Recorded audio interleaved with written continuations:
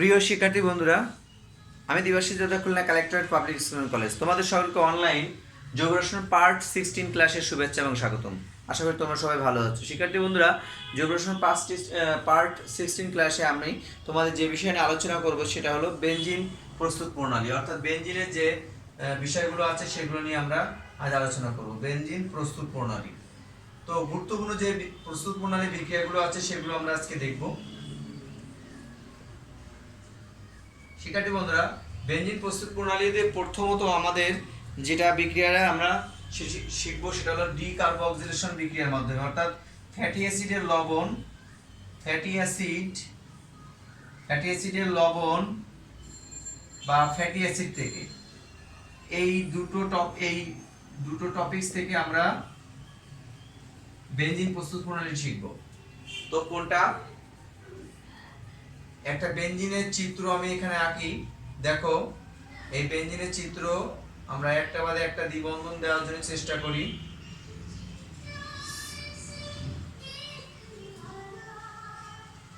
COOH, এই class করতে দিন রে, তোমাকে কোনো ওদস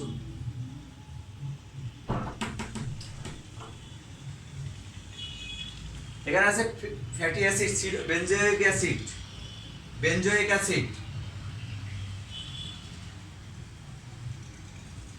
বেনজোইক অ্যাসিডের মধ্যে সোডিয়াম হাইড্রোক্সাইড দেব, NaOH।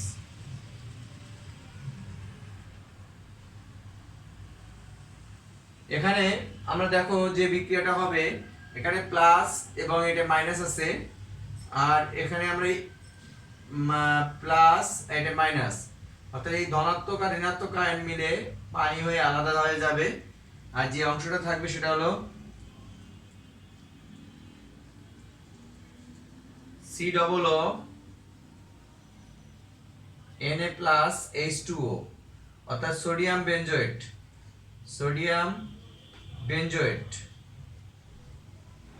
এই সোডিয়াম বেনজোয়েট হলো তোমার ফ্যাটি অ্যাসিডের লবণ বলা হয়, এটাকে বলা হয় ফ্যাটি অ্যাসিডের লবণ।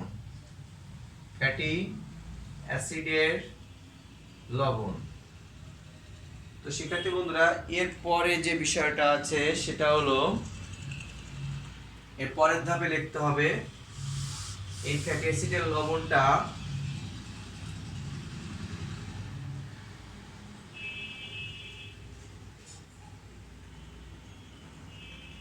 COONA, ফ্যাটি অ্যাসিডের লবণ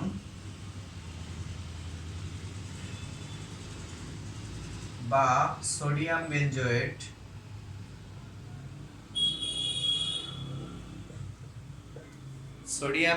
বা ফ্যাটি অ্যাসিডের লবণ, এর সাথে সোডা লাইমের বিক্রিয়া হবে। সোডা লাইম হলো NaOH CaO, অর্থাৎ এটাকে বলা হয় সোডা লাইম।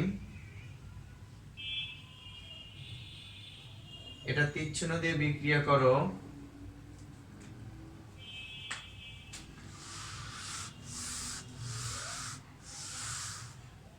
এটা হলে দেখো COONA আর NaOটা আলাদা হয়ে যাবে। সবসময়ের জন্য এ ধরনের বিক্রিয়ায় ফ্যাটি অ্যাসিডের লবণ বা ফ্যাটি অ্যাসিড থেকে যখন তুমি বেনজিন প্রস্তুত করবে তখন COONA এবং NaOটা আলাদা হয়ে যাবে, আর এইচটা এই কার্বনে এইখানে যুক্ত হবে। তাহলে কি হবে? আমরা বেনজিনের চক্রটা পেয়ে যাব, অর্থাৎ এখানে এইচ, যেটাকে শুধু এভাবে লেখা যায় C6H6 প্লাস, এখানে দেখো সোডিয়াম আছে কয়টা? দুটো সোডিয়াম আছে, তাহলে Na2, আর সি আছে এক, সি ও আছে একটা, দুটো, তিনটা, তাহলে O3, সোডিয়াম কার্বনেট অর্থাৎ C6H6 বেনজিন। এখানে দেখো ফ্যাটি অ্যাসিডের লবণ অর্থাৎ সোডিয়াম বেনজোয়েট হলো ফ্যাটি অ্যাসিডের লবণ, এর সাথে NaOH এর বিক্রিয়া এবং CaO একসাথে বলা হয় সোডা লাইম। এই সোডা লাইমের চুনটা এভাবে দ্রবণে থেকে যাবে, আর বাকি এসে COONA আর NaOটা এর সাথে যুক্ত হয়ে সোডিয়াম কার্বনেট উৎপন্ন করবে, আর চুন আলাদা হিসেবে থাকবে। আর এই এইচটা এই কার্বনে যুক্ত হয়ে বেনজিন উৎপন্ন করবে। এখানে COO নোট দিয়ে লেখো এখানে সি ডবল মূলকটি সোডিয়াম কার্বনেট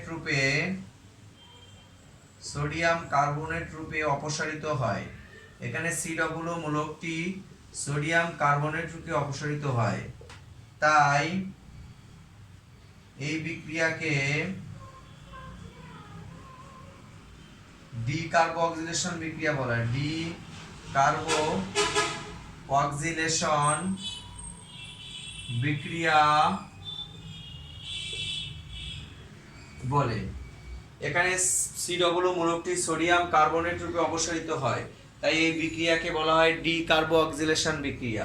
শিক্ষার্থী বন্ধুরা, এই বিক্রিয়াটা অনেক ইম্পর্টেন্ট বিক্রিয়া, তোমাদের পরীক্ষার সময় এসে থাকে।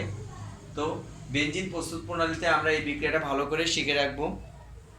এবার পরে আরেকটা প্রস্তুত প্রণালী আমরা শিখবো, সেটা হলো ফেনল থেকে। পরের প্রস্তুত প্রণালীটা দেখো, ফেনল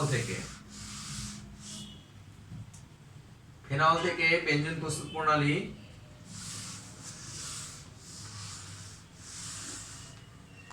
দেখো ফেনল থেকে, ফেনল অর্থাৎ OH ফেনলের সাথে জিঙ্কের বিক্রিয়া করে ZnO, এখানে তীর চিহ্ন দাও। এখানে কি হবে দেখো, এই ওটার সাথে জিঙ্ক উৎপন্ন হবে, জিঙ্কের গুঁড়া নেওয়া হবে। এটা জিঙ্কের গুঁড়া ব্যবহার করা হবে, জিঙ্কের গুঁড়া অর্থাৎ জিঙ্কের গুঁড়া ব্যবহার করা হবে, এবং এর মিশ্রণকে উত্তপ্ত করলে ফেনল বিজারিত হবে। অর্থাৎ ফেনলটা কি হবে, জিঙ্ক দ্বারা কি হবে, এখানে বিজারিত হয়ে যাবে, ফেনল বিজারিত হবে। অর্থাৎ জিঙ্ক ফেনলটা কি হবে, বিজারিত হবে জিঙ্ক দ্বারা। জিঙ্ক নিজে হলো জারিত হবে, অপরকে বিজারিত করে।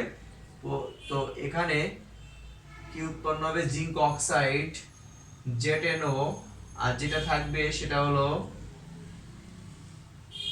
বেনজিন চক্র থাকবে, অর্থাৎ H, যেটাকে বলতে পারি C6H6, অর্থাৎ বেনজিন উৎপন্ন হবে।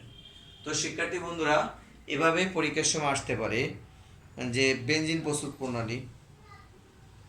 আমরা আরেকটা বিক্রিয়া শিখবো, সেটা হলো খুব ইম্পর্টেন্ট বিক্রিয়া, ইথাইন থেকে বেনজিন প্রস্তুত প্রণালী। অর্থাৎ অ্যালকাইন যৌগ অর্থাৎ ইথাইন থেকে বেনজিন প্রস্তুত প্রণালী আরেকটা বিক্রিয়া শিখবো পরীক্ষার সময়। সাধারণত এই তিনটা বিক্রিয়ার ভিতরে তোমাদের বেনজিন প্রস্তুত প্রণালী আসতে পারে। তো এবার দেখো যে ইম্পর্টেন্ট যে বিক্রিয়াটা, সেটা হলো ইথাইন থেকে বেনজিন প্রস্তুত প্রণালী। ইথাইন থেকে এখানে দেখো শিক্ষার্থী বন্ধুরা, ইথাইনের সংকেত হলো HC ত্রিবন্ধন CH। এর সাথে কি হবে দেখো, ইথাইনের অণুগুলো পরস্পরে যুক্ত হয়ে আয়রনের উপস্থিতিতে, অর্থাৎ Fe আয়রনের উপস্থিতিতে এটা বিক্রিয়া করবে সাধারণত 450 ডিগ্রি সেন্টিগ্রেড তাপমাত্রায়। 450 ডিগ্রি সেন্টিগ্রেড তাপমাত্রায়, অর্থাৎ 450 ডিগ্রি সেন্টিগ্রেড তাপমাত্রায় লৌহ নলের মধ্যে সাধারণত লৌহ নলের মধ্যে ইথাইন গ্যাসকে চালনা করতে হবে। 450 ডিগ্রি সেন্টিগ্রেড তাপমাত্রার লৌহ নলের মধ্যে ইথাইন গ্যাসকে চালনা করতে হবে। শিক্ষার্থী বন্ধুরা, তোমরা কিন্তু এটা মুখস্থ রাখতে হবে, লৌহ নলের মধ্যে ইথাইন গ্যাসকে চালনা করতে হবে। এটা যখন হবে তখন এরা যুক্ত হবে, প্রায় 3 অণু ইথাইন অণু পরস্পরে যুক্ত হয়ে আমরা জানি বেনজিন উৎপন্ন করবে। বেনজিনের সংকেত হলো 6টা কার্বন। এখানে C bond C, C bond C bond C, অর্থাৎ প্রত্যেকটা কার্বনে একটা করে দ্বিবন্ধন আছে, আর হাত আছে, হাতগুলো H দিয়ে দাও।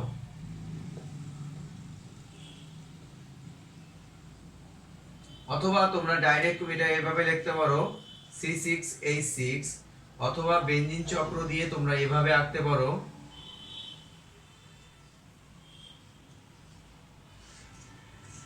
শিক্ষার্থী বন্ধুরা দেখো, এখানে যে বিষয়টা তোমাদের পরীক্ষায় অনেক সময় এসে থাকে যে ইথাইনের কয় অণু যুক্ত হয়েছে, 3 অণু যুক্ত হয়েছে, অর্থাৎ একের বেশি ইথাইন অণু এখানে যুক্ত হয়ে কিন্তু বেনজিন চক্র সৃষ্টি হয়েছে। সুতরাং আমরা এই বিক্রিয়াটাকে কিন্তু পরিমারকরণ বিক্রিয়ার সাথে তুলনা করতে পারি। পরিমারকরণ বিক্রিয়ার সংজ্ঞাটা কি আমরা লিখি শিক্ষার্থী বন্ধুরা, যে বিক্রিয়ায়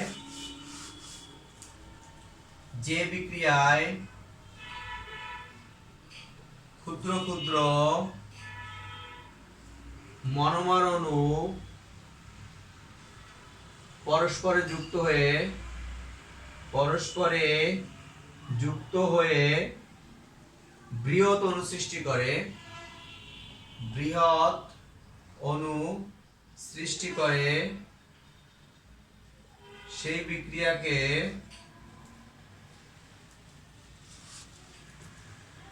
বিক্রিয়াকে পলিমারকরণ বিক্রিয়া বলে। পলিমারকরণ বিক্রিয়া বলে। এবং উৎপন্ন যৌগকে পলিমার যৌগ বলে। এখানে ইথাইনের 3 অণু পরস্পরে যুক্ত হয়ে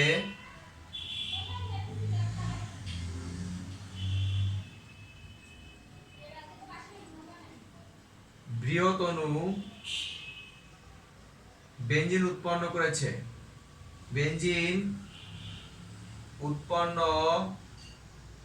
করেছে। তাই বেনজিন একটি ইথাইনের পলিমার অণু।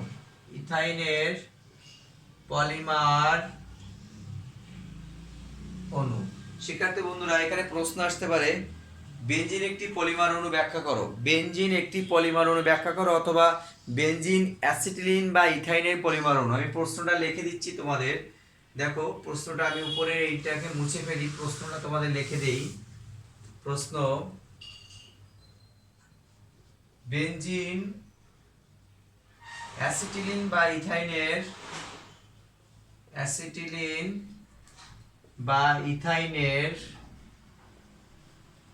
পলিমার অণু ব্যাখ্যা করো। এটা অনেক ইম্পর্টেন্ট প্রশ্ন শিক্ষার্থী বন্ধুরা, 100% আমি দিয়ে রাখলাম। তোমরা কিভাবে চিনবে? অনেক সময় এটা এক্স যৌগ দেবে, এটাকে ওয়াই যৌগ দিবে। তাহলে আমি কি করে বুঝবো? এই প্রভাবক থাকবে, আয়রন থাকবে এবং 450 ডিগ্রি সেন্টিগ্রেড তাপমাত্রা থাকবে। এখান থেকে আমি বুঝে নিতে বোঝাবো যে আয়রন এবং 450 ডিগ্রি সেন্টিগ্রেড তাপমাত্রা থাকলে এটা ইথাইন গ্যাস, আর এখানে অবশ্যই বেনজিন উৎপন্ন হবে। শিক্ষার্থী বন্ধুরা, আয়রন থাকলে 450 ডিগ্রি সেন্টিগ্রেড তাপমাত্রা থাকলে এখানে ইথাইন গ্যাস, ওখানে বেনজিন। কারণ তোমাদের বইতে যে সকল বিক্রিয়াগুলো আছে, তো এই বিক্রিয়া ছাড়া অন্য কোনো বিক্রিয়া মিলবে না। সুতরাং এটাই মনে রাখবে যে আয়রন এবং 450 ডিগ্রি সেন্টিগ্রেড তাপমাত্রা থাকলে আমরা ইথাইন গ্যাস উৎপন্ন করতে পারবো। শিক্ষার্থী বন্ধুরা, আমরা জৈব রসায়নে অর্থাৎ আজকের যে বিষয়টা শিখলাম, বেনজিনের প্রস্তুত প্রণালীগুলো আমরা শিখলাম। আরেকটা প্রস্তুত প্রণালী তোমাকে দেখাই। দেখো, বেনজিন ডায়াজোনিয়াম ক্লোরাইড থেকে অনেক সময় দিয়ে থাকে, বেনজিন ডায়াজোনিয়াম ক্লোরাইড থেকে বেনজিন প্রস্তুত প্রণালী। অর্থাৎ এখানে কেমন হয়?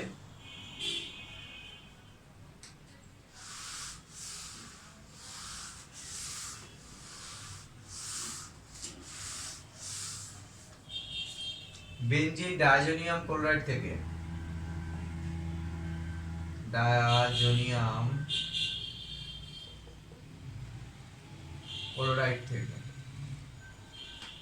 অর্থাৎ সেটা কেমন হতে পারে?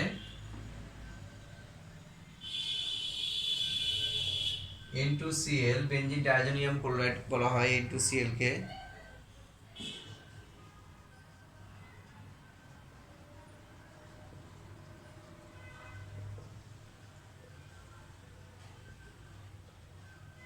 প্লাস আমরা এখানে H3PO2 অর্থোফসফরিক অ্যাসিড হিসেবে আমরা চিহ্নিত করি এটাকে। এটা ফসফিনিক অ্যাসিড, এটাকে বলতে পারি ফসফিনিক অ্যাসিড, প্লাস H2O, এটা কপারের উপস্থিতিতে বিক্রিয়াটা হবে। তো এখানে কি উৎপন্ন হবে শিক্ষার্থী বন্ধুরা?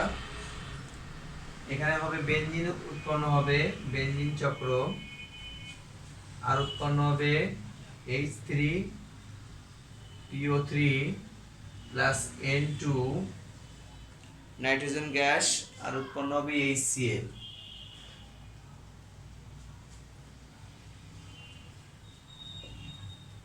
এটা হলো বেনজিনের কাঠামোটা উৎপন্ন হলো। আমরা বেনজিনের রেজোন্যান্সটা, অর্থাৎ বেনজিনের যে গাঠনিক রেজোন্যান্স, সেটা আমরা দেখো, আমি তোমাদের এখন দেখাবো বেনজিনের রেজোন্যান্সটা। বেনজিনের গাঠনিক কাঠামোটা দেখাই। বেনজিনের গাঠনিক কাঠামো,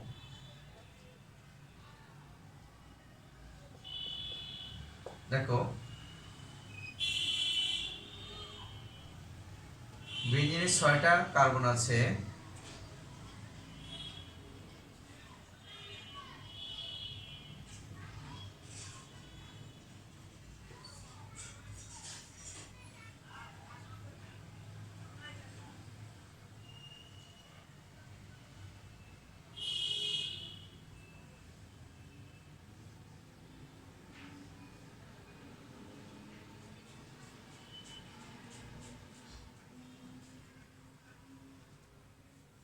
বেনজিনের যে অরবিটালগুলো রয়েছে, তা কার্বনের তিনটে অরবিটাল থাকে, পিএক্স, পিওয়াই, পিজেড, এবং এর ভিতরে অসংকৃত অরবিটাল হলো 2pz।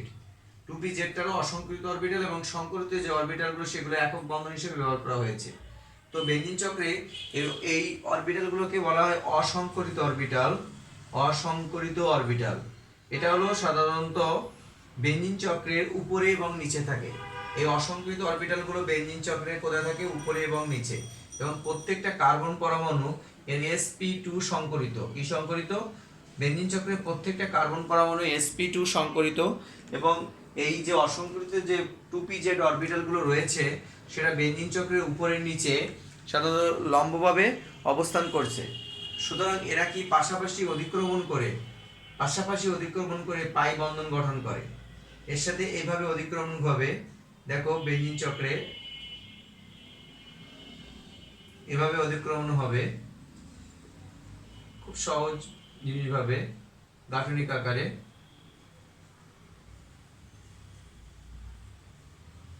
অর্থাৎ এই যে চাকরিক আকারে আমি গঠনটা দেখালাম, অর্থাৎ বেনজিন চক্রটা এইভাবে আমাদের আঁকা হয় সাধারণত। দেখো শিক্ষার্থী বন্ধুরা, একটা বাদে একটা দ্বিবন্ধন আছে। আবার এখানে যদি আমি স্টার্টিং করি, এটাকে আমরা এভাবে দিতে পারি। দ্বিবন্ধনটা এখানে দিলাম, তো এবার আমি এখানে দিয়ে স্টার্টিং করি, তাহলে দেখো সমগ্র বেনজিন চক্রে এই ইলেকট্রনগুলো ঘুরে বেড়াচ্ছে। অর্থাৎ এটাকে যদি আমরা এভাবে দেই, তো গোল আকারে আছে। অর্থাৎ এটাকে আমরা বেনজিনের রেজোন্যান্স হিসেবে আমরা চিহ্নিত করতে পারি। আর এটা হলো বেনজিনের গাঠনিক সংকেত। অর্থাৎ বেনজিন চক্রের যে গঠনটা অনেক সময় এসে থাকে, যে বেনজিনের কাঠামো, গাঠনিক কাঠামোটা ব্যাখ্যা করো, তখন তোমরা এভাবে ব্যাখ্যা করবে। তো শিক্ষার্থী বন্ধুরা, আজকে আমরা ছিল বেনজিন প্রস্তুত প্রণালী এবং বেনজিনের গাঠনিক সংকেত সম্পর্কে আমার আলোচনা। তো শিক্ষার্থী বন্ধুরা, আশা করি তোমরা বুঝতে পেরেছো। আর তোমরা এই বিক্রিয়াগুলো বারবার প্র্যাকটিস করবে, তোমাদের SWটা করে ইনবক্স অবশ্যই আমাকে জানাবে। তো একটু নিয়মিত পড়াশোনার ভিতরে থাকতে হবে শিক্ষার্থী বন্ধুরা, তাহলে তোমরা ভালো রেজাল্ট করতে পারবে। তো শিক্ষার্থী বন্ধুরা, আজকে ক্লাসে মনোযোগ সহকারে তোমাদের শোনার জন্য সবাইকে ধন্যবাদ। আগামী ক্লাসে আমন্ত্রণ জানিয়ে এখানে শেষ করছি। থ্যাংক ইউ সবাইকে।